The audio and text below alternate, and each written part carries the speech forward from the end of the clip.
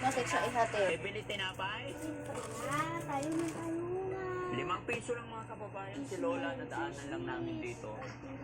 Pero mukhang kulyanin na hindi niya na alam yung Ikaw, edad hindi ka niya. pa 5 piso lang hinihingi niya. Sure ka Lola, Alam ko 5 na piso yan lang? ni teacher. Bawal mag-chismis. Okay, bili ko na. Huwag Bili daw mo ng Coke. pansinin. Mga hindi pa tapos. Malakas pa ba ang mata mo? Bibigyan ko yun. Hindi ako Ito, dami ko pera oh. Ha? Ang makapal ang pera. So anong gusto mo? 5 piso o papel? Pusan ka lang. Malakas pa mata ni Lola. Teka lang Lola, dagdagan na natin oh. Oh, ito pa. Oh, ito pa. Ay! Ay, sus, Maria. Kay Oh, mama ito eh. pa. 100. Hindi, para sa ito lang. Ito pa. Tapos Oh, ito pa. yung kulay red. Ito yun. Kagaya kay ganito.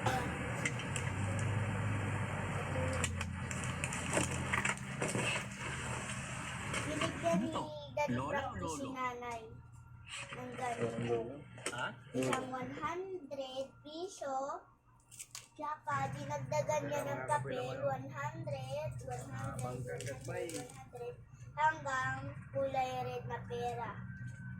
Dada, tingnan mo ito.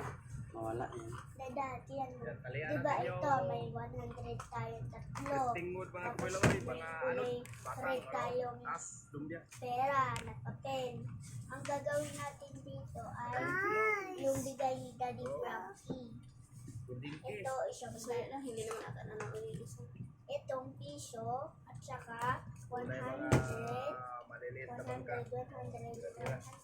biglang nawala ang isang pera na kulay red.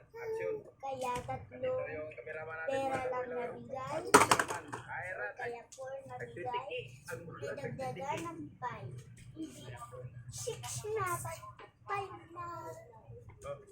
Magkano natin pagdagdagan ng 1,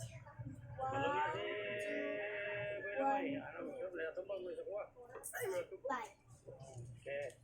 Dada, di ba ang magbasa? Ito, 500. Kasi ito, hindi 500.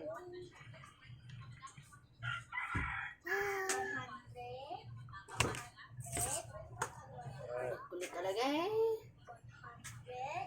At magsimula siya sa kulay red. Trixie, laruan ba yan o hindi? Ibalik mo yan doon. Bata ka pa lang, yung ugali mo, wala na. Ibalik mo yan doon.